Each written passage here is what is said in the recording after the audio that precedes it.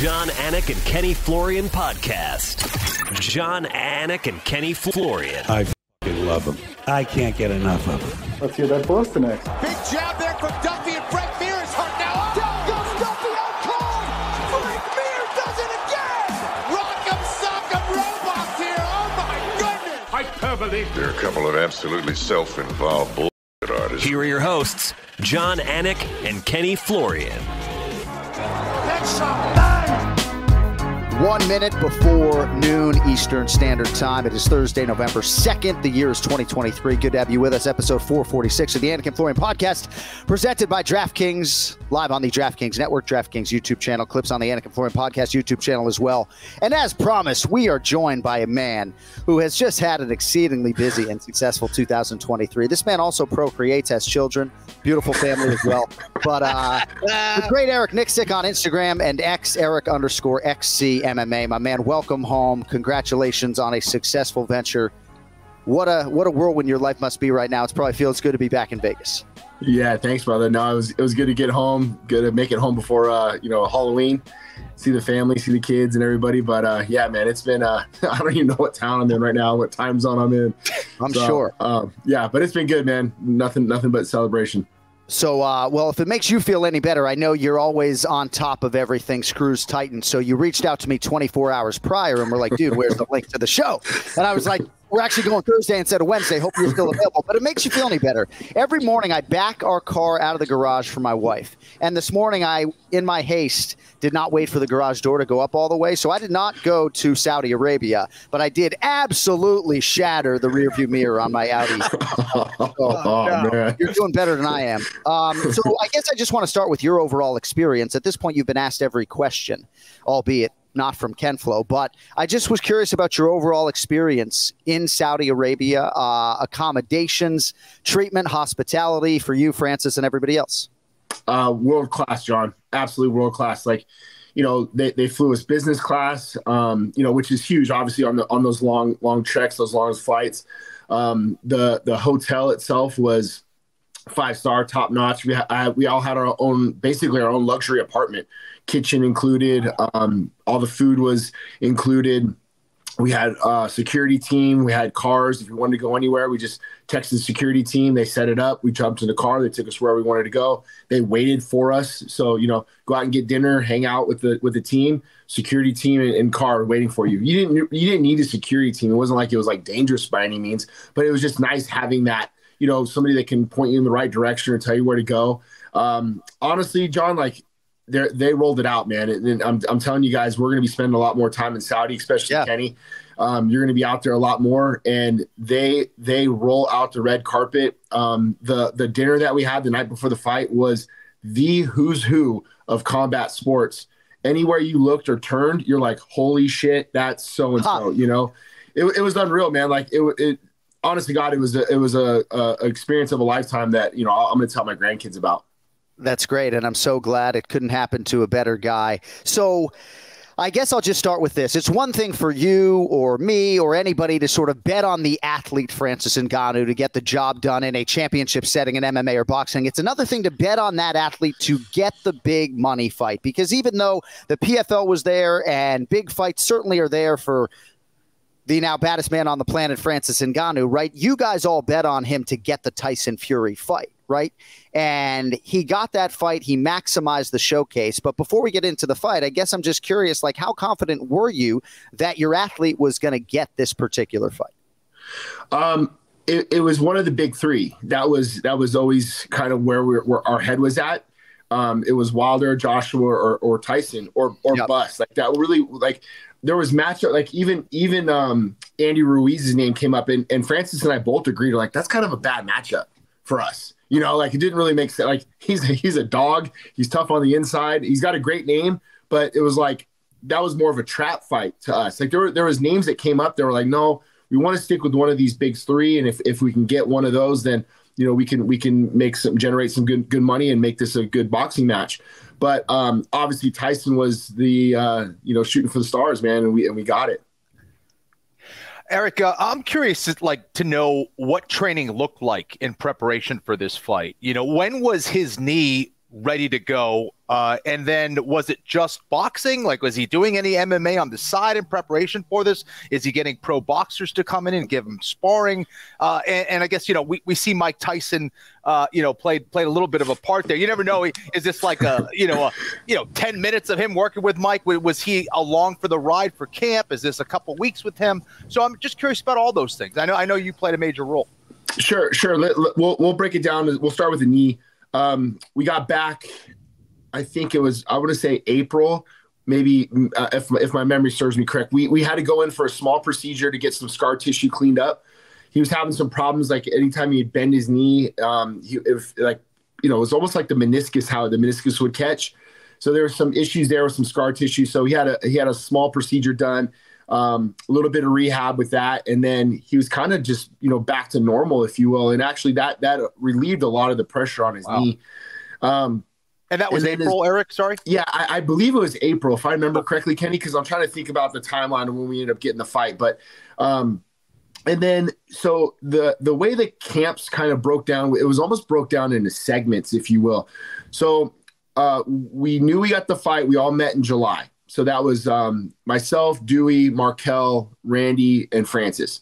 We all sat down and we kind of went over what our overall complexion of what the game plan is going to look like, what we're going to do, what are our roles, essentially. I know Francis had talked about hiring a boxing coach, bringing in somebody that, ultimately we were all supportive of what he wanted to do, but we wanted to try to get this moving so you could build some continuity and camaraderie with whoever this coach may be. And then that's kind of like when I just felt the need to speak up, and I just said, dude, I think Dewey Cooper's the guy. I think Dewey has the talent. I think Dewey has the coaching pedigree. He's coached boxers in the past.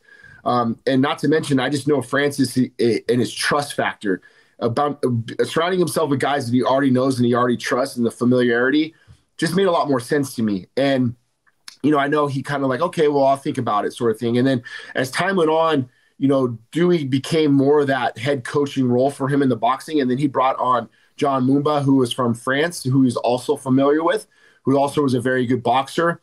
But the nice thing about bringing on John was he fit the ideologies of what we were trying to accomplish as an MMA team moving over into boxing. So you saw a lot of our fingerprints on the style of fight that he had because of, we wanted to carry over what we were doing really well in MMA that might be able to trick a conventional style boxer where we can kind of be unconventional in a style that maybe, we can catch them off guard with some certain things. So that was a lot of our approach and our game plan, I think, when it came to our camp. So first segment of camp was really like, okay, we're gonna work on our cardio, building our base, doing these things, brushing up on fundamentals. Second part was the sparring. Then we brought in particular sparring partners that were, I wouldn't say like light work, but they were easier work for Francis to kind of implement the game plan to get moving a little bit better.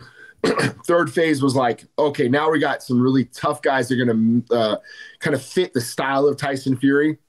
And then the last phase, man, was just like almost rounding out camp with we had this kid named Alex from the Ukraine who really, really gave an unbelievable look. I've been trying to convince the kid to come over to MMA, but he was flashy, man. Like he moved a lot like Tyson, gave us an unbelievable look.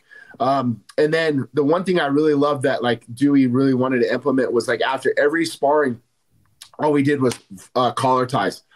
We just added like 3 rounds of clinch work, man, because we knew that was going to be something that Tyson Fury was going to want to do, was kind of try to ring heavy on us.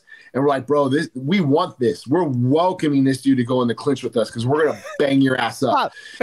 And so as soon as I saw Tyson Fury, like I had to go back in the back and watch him wrap his hands. I was the guy to go watch him wrap his hands. And I saw this dude's legs. I'm like, oh, this guy's built like Gru. Like we're gonna fuck this dude up in the clinch, bro. So I come back in the back to Dewey, and I was like, bro, this guy, he's top heavy, man. He looks like the Miami Hurricane mascot. Like we're gonna fuck this dude up in the clinch. We knew we would, but that was a lot of the game plan, man. Like so, like in football, when you script your first 20 plays, those plays started to hit in the fight. So then we're like, okay, now we have avenues, and how do we want to approach, the game plan as it goes down the line? And man, it just, started to unfold the way we wanted it. I love it, man. That's brilliant. I'll let Jon jump in after this. I do have more questions, though. But in leading up to this camp, the left hook was pivotal. It seemed like he was looking for it before he got the knockdown.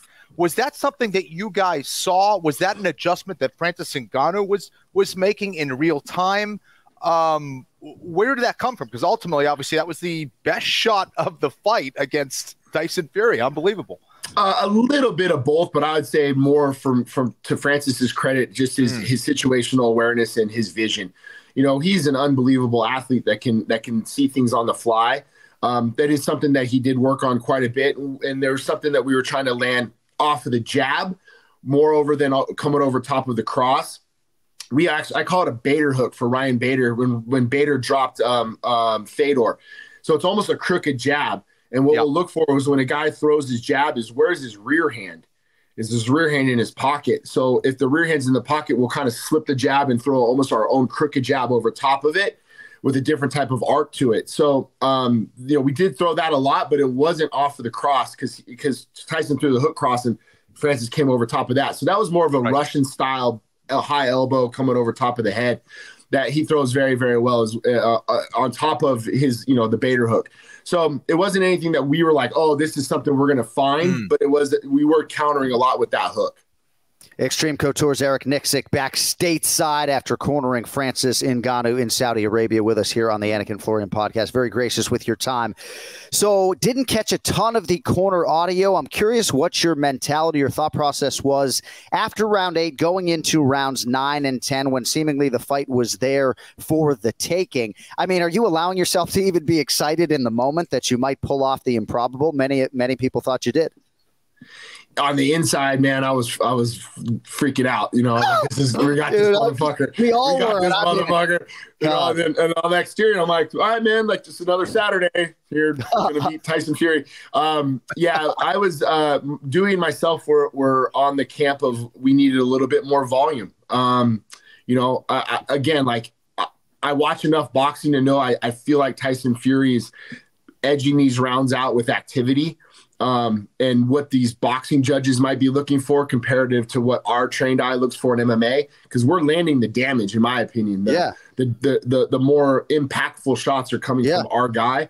But how are they scoring that when if we're getting jabbed up, 15, 20 times? If you're Sal D'Amato, we're winning this fight, Right. We got a little Sal in our corner or judging. So that was the one thing I think that Dewey and I were heavy on going into round 8, 9, and 10 was, hey, man, you're in really good shape. I think that was where Francis was maybe a little nervous was how his cardio would hold up, and it held up great.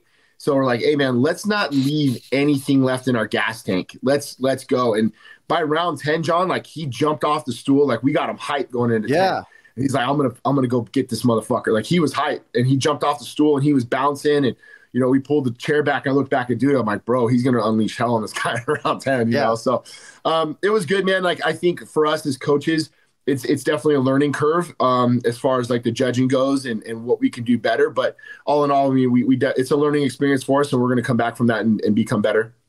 Kenny, my only final question on the fight, and then you can jump back in here before we spin it forward, is I guess just in terms of Tyson Fury's performance and preparation, how did that compare relative to your expectations? Perhaps you can't quantify his preparation, but to my amateur eye, he seemed prepared. He seemed to welcome and take this challenge seriously and still barely had enough to beat Francis.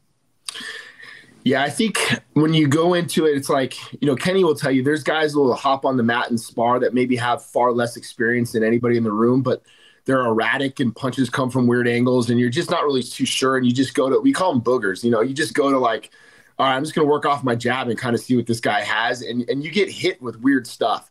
So I really felt like that was his approach in round 1. And I said that to Francis going into round 2 was, Tyson never really jabbed Francis's face. If you go back and watch, he jabbed his rear hand. And that's to occupy the powers, to keep his hand busy, and so, okay, we'll make adjustments off of that. So in my mind, it's like, okay, Tyson doesn't really want to engage yet. He wants to see what this guy's capable of, and let's make some adjustments off of it and see if we can catch him in that time frame. Jon Fury and Tyson told me right after the fight, man, it was the hardest camp they ever had because they just didn't know how to prepare. There was no tape on Francis other than what you see in the UFC. And And that's hard to kind of equate when you're taking one and trying to apply it into a whole nother field. Eric, like, how are you guys viewing this fight, right? Obviously, it was a tremendous performance against Tyson Fury. And, you know, obviously a lot of people thought he won that fight. Is this something you guys feel you can build off and go into boxing? And I guess what is steering Francis at this stage of the game? You know, is he still wanting to get into MMA? Is he now kind of have this new toy and he's got some success here that he wants to kind of play with? I mean, what's his mindset like right now? Yeah, that's a good question, Kenny. And like my one-on-one conversations with Francis have been, he definitely is in love with MMA and the growth and the nuances of what he's building off of. And, you know, to be quite honest with you, bro, we're just really scratching the surface with what we can do athletically with him within MMA. I mean, you saw what we did in Cyril Gane fight. You know, it was still very sloppy. There were still a lot of things that we could have done better.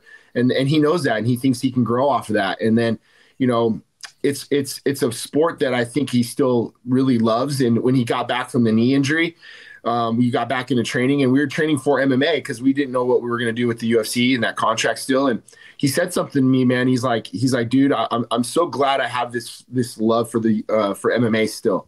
And because he wasn't sure either, like he came back with that knee injury, like, man, I don't know what I'm going to do. And he came back pretty quickly and got right back to work. And it was great to see him still kind of have that love.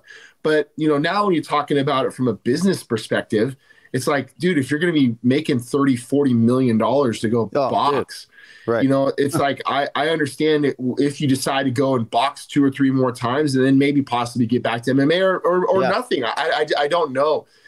But from my talks with him, you know, I know he still loves the sport of MMA. And I think that's ultimately what might drive him back is just, you know, the challenges that it gives him. Ultimately, Francis is going to make that decision, but where do you want to see him fight next, in boxing or MMA? I think it would just depend on the opportunity that's at hand. You know, I would like to see what PFL comes up with as far as an opponent goes, and you know what they can say as far as like, okay, you know, this is a challenge for us, or if it's like, you know, if it's Anthony Joshua, or if it's a rematch with Fury, or if it's Wilder and MMA, like what do they come up with? And I think once we have some of those options, which now look at it like this, guys, we're on the A side, like we get to call our shots now. Oh yeah. You know? So let's lay out all of our options and see which serves us the best, and let's go from there.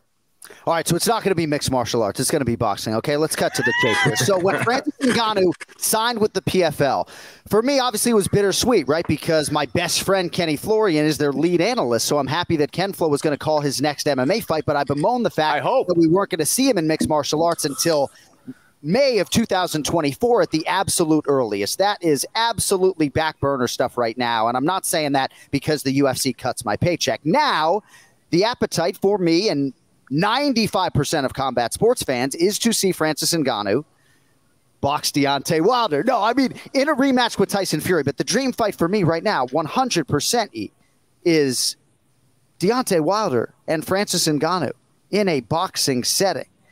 I think you have the foundation for an immediate rematch, but it seems as though maybe that is not going to happen. So what is the dream opposition for you in a boxing setting? Because we all know which way this is going. Yeah, in a boxing setting, I would say, you know, Joshua or Wilder, 100%, you know. And I think I just love Eddie Hearn just poking the bear, you know, talking Joshua's going to get us out in 3 rounds. That was our number one choice when, you know, we thought about a dude who we can starch in the first round or first or second round was Anthony right. Joshua, you know, like, so yeah, we're all about that if those guys want to do it. Yeah, and then, you know, I heard Wilder's working on his MMA, so yeah, that's intriguing. On the MMA side, but he does not want that. No.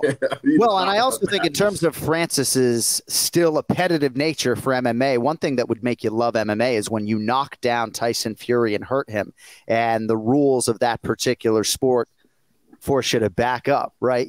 So I would think that he wants to unleash and unload. And, as I've said to you privately and of course publicly, Francis Ngannou is the most devastating power puncher that I have ever seen in the UFC.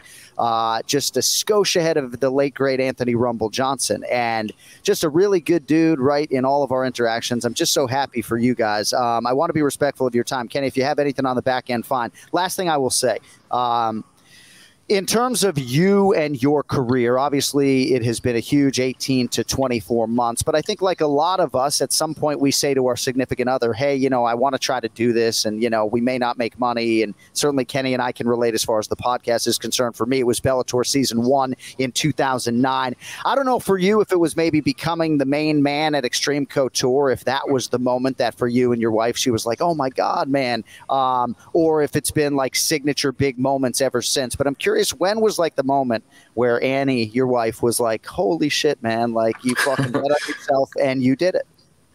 It was funny because she doesn't really remember this conversation, but like, I was still bartending. I was still like kind of learning and coaching and traveling at just whenever I could to help out with some of the guys. And, she just checked me one day and it was like, I'm just not happy with like your commitment towards, I just felt like I was spread so thin and just doing things kind of half-assed, and sometimes like you have to hear those things from people that you love and it hurts the most, right? Like it hurts you on the front end the most, but it's what you actually really need to hear because it motivates the hell out of you. And you have one or two choices. You can curl up and die or you can go and flourish, right? Right. And that conversation she had with me really, man, like at first, it hurts your ego.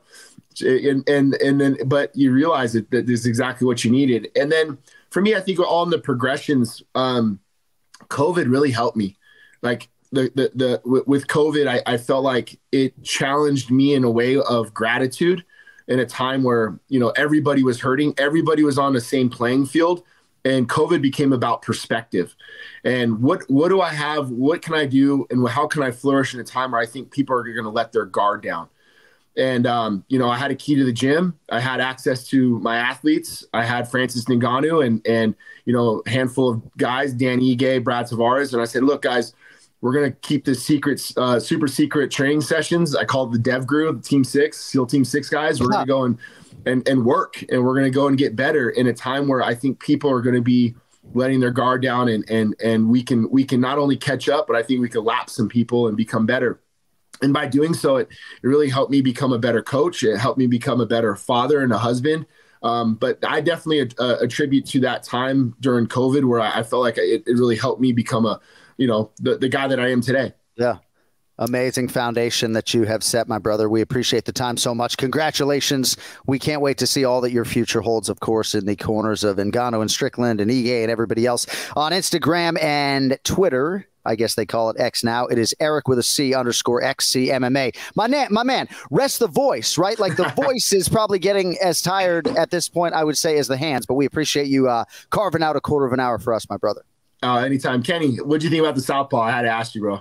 It was awesome, dude. It was, you guys did a lot of things I did not expect. More than anything else, I think just the patience. I think that's what Fury, I don't think, was ready for. Is at no point were you guys really throwing yourselves out of position. It was really just methodical, well thought out, and just congratulations, man. It's been amazing to see you work and what you've been doing with all your fighters. Amazing. Congrats. Thanks, brother. Yeah. Chris Algieri was a huge help for me this camp. Like, I don't know. I don't want to throw him under the bus because I know he works for Top Ranker. But, yeah. I called him a great friend of mine. I know Chris for years. And, he was from a kickboxing background. He dabbled in MMA, and I thought he was a very accomplished boxer. So he was a great resource for me in the beginning of laying out kind of a game plan. And, hey, man, what are your thoughts on if we started doing things out of southpaw and try to hit our step overs and change our stances? Because I know a lot of, conventional boxers, especially the heavyweight division, don't do that, and what do we do already really well in MMA and some of our growth that we've seen with Francis? I felt like we had an option there that I think that was kind of something that maybe they didn't see us being able to do. But man, Chris was a great resource for me in the beginning stages of that camp, just kind of put that stuff together. It was cool. That's amazing. Well, he'll appreciate the shout, to be sure. And grateful for your time, my man. Get back to it, the family in the gym, and we will see you on the road shortly. Thank you so much. All right, guys. I'll see you guys soon. Thanks for having me on. Yeah. Thank you, brother. There he is, the great Eric Nicksick, with us here on the Anik and Florian podcast. What a moment. What a time to be alive if you are one Francis Ngannou from Bati, Cameroon, where the average citizen takes in $1,300 a year. Major motion picture, truly doesn't even begin to describe it. I don't know why the movie hasn't been made, perhaps because they were waiting prophetically for the story to be written the way it has been written, which is just so amazing. The collar ties, right? You got to love it because I played itself out, right? I mean, you think how many heavyweights are going to be able to physically annoy Fury in that type of setting where normally he would have the upper hand? Yeah, no, exactly. It's kind of like me wrestling a bunch of jiu-jitsu guys and thinking like I'm the man, when it comes to wrestling, and then actually going against an actual wrestler and going, I actually suck. And Fury, I mean, that's how I think I saw it, like with Fury, who was able to kind of bully guys in that clinch and move them around. And then you'll lock up with someone like Francis Ngannou, dude, and you just feel like you're in a completely different world. And I truly believe that was one of the reasons why he was out of shape. For people who are saying, he probably didn't take it seriously, I don't believe any of that. I really believe he put his best foot forward on that. But I think exchanging the clinch, moving or trying to move around someone like Francis Ngannou, and the tricks that you had before against all the other boxers aren't working. And you're stressed emotionally, you're stressed physically. Amazing.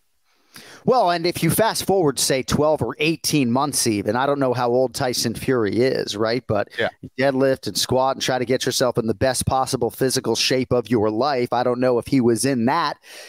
And I don't know if it'll be Anthony Joshua or Deontay Wilder or who it's going to be, but I'm just very excited to see Francis Ngannou in a big-time boxing setting again. It's going to be wild.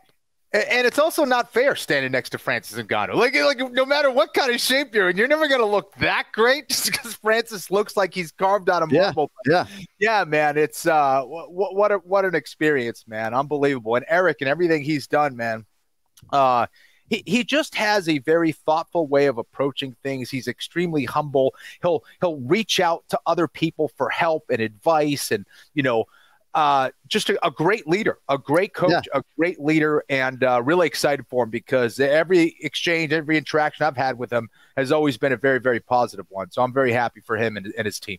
Brian Stan often talks about what makes great leaders and that bosses aren't necessarily leaders. Just because someone's a CEO or a fucking chairman doesn't make them actually a good leader. And Eric Nicksick is certainly that. And I love sort of some of the football terminology and how analogous those two sports are for him. If you don't know, if you're perhaps one of our international listeners, oftentimes in professional football, to be sure, they will script the first 15 offensive plays. And as you heard him say, top 20 plays or first 20 plays. And a lot of those plays in the fight start to hit and you get excited in that corner. Francis Ngannou 37, Tyson Fury 35. So we will see how it plays out from here. But it's pretty cool to think about a guy like Eric Nicksick, right? Betting on himself as an MMA coach, becoming the man at Xtreme Couture. And then you have this athlete, Francis Ngannou, and he becomes the undisputed UFC heavyweight champion. And then there's the potential opportunity for some of these riches. And now you talk about potentially $35 to $40 million to box Anthony Joshua or Deontay Wilder because of what he accomplished in defeat against Tyson Fury. And, maybe Eric Nicksick gets 1% of that. I don't know. But his son, Knox, is basically the fucking godson to Francis Ngannou. So I'm sure he's doing just fine. Yeah, unbelievable, man. One thing I kind of wanted to ask him, and I don't mean it in a disrespectful way, and perhaps you can kind of chime in with your opinion on this. And Francis is certainly not someone who is going to rest on his laurels, right? He's in the position he's in because he has made a lot of, or taken risks over the course of his life and career. But I wonder how much there is to gain besides monetary gain, right? That is clear. He's going to make a heck of a lot of money boxing. But I wonder if he stopped boxing today and stayed with MMA, and I wonder how much mystique is going to surround Francis Ngannou as the guy who was this MMA guy. He had one fight against the champion of the world in Tyson Fury, who was undefeated, and he almost beat that guy, and he went back to just smashing people in MMA. Of how much more intrigue and excitement would be kind of revolve around his name as opposed to if he goes into boxing. And now, again, it is out of his realm. Now people are taking him seriously. They're preparing for him. They have some tape. And maybe he goes 0-2, 0-3 potentially, but has a bunch of money in his bank account. What are your thoughts on that? What do you think? It's a lot to think about. It's a lot to think about. Certainly in terms of his bank account, it's going to have more numbers than he ever imagined, right? But I just think selectively right now, those boxing paydays seemingly are 3 times. I mean, he can make $10 million to show in the PFL. I just think that money leads the dance here, unfortunately, right? Yeah. And, or, well, for better or for worse, I should say, because I do want to see him in an MMA setting at least once more. Like, is that greedy, right? Like, there are no guarantees at this point that we see Jon Jones at least once more in an MMA setting. I am hopeful. But I do hope we see Francis Ngannou at least once more. And you're certainly right in terms of the major motion picture and the mystique. Were he to now go back to MMA and start smashing fools inside of a round like he was before, it would be really intriguing. And I think it would leave people with a huge appetite to see him go box again. But either way, it is Francis Ngannou's world. We're just kind of living in it at this point in time. All right, so before we bounce on out of here, just want to thank everybody for supporting all of the new merchandise efforts at jonanik.com. 20% off through the end of the month of November. No, I think through like November 14th, Zach Candido's 40th birthday. I think through November 14th, 20% off all new designs at jonanik.com. And we thank you guys, right? We're investing in the show. We're twice a week. We're very excited about what the future holds. And because I won't be able to do this when my brand new studio is up and running, I think I'm going to do it today on the way out. So I'd like to thank Media Zone Mike Jones for setting up this studio. We're not quite there yet, but as you can see, well, maybe I can just get out of the shot, right? Or just in the fucking shot. That's not going to work. But you know what, Ken Flo? We're working on a lot of different things. We have a lot of different cameras here, and we're very excited about what the future holds. You may see Khabib Nurmagomedov's face in the background there. But my favorite part, of course, is that I can just say, Alexa, turn the studio on. It didn't work. Alexa, turn on studio. There it is. There it is. So the lights go on, the cameras go on. Wicked exciting stuff because I'm so technologically uninclined. Alexa, turn off the fucking studio. She did it immediately. Yeah. Isn't that amazing? You know, you curse, yeah. She does it the first time. All right, so we're very excited to bring all of that to you, different angles, and very excited about all that the future holds. But thanks to everybody for supporting the show.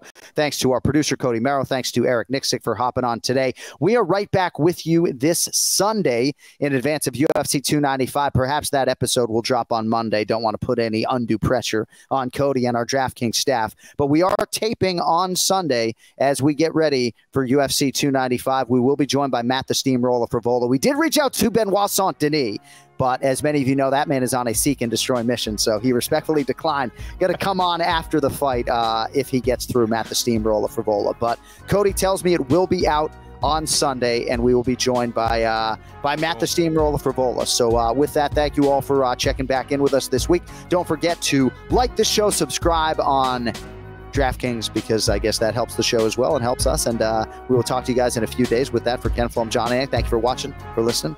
Until Sunday night, yo lit. Are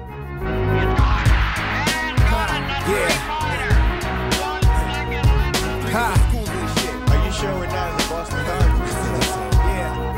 Now every time I start a verse, I break at least 3 commandments. Kinda like Pluto, because I never planned it. I'm outlandish in a way that make Apaches look like they own ranches. It's the art of war. Your blood's the only color on the canvas. And I don't mean it like a thug sense of how you can get got. Fuck being gangsta, I'm hip-hop. You got it every time you walk in the label. The A&R's like nodded. Immune to your shit, cause I circle, dotted. Body heat is toxic. We got a beat, I don't got it. Street cop and C start to think psychic link, make the speakers speak elitistly. Off their high horse, make an ass of their views. Your DJ must not know the alphabet, forgetting his cues. My favorite DJ got those and 6 extra L's to abuse. Esoteric John P, and I'm the new kid school. I'm Radar Ellis, nice to meet you. Short busting my styles. Egocentric, ego tripping with frequent fly smiles. DJ wants to get in the bird. He gets in the bird. And Bird takes the shot. You wanna set it on us? We got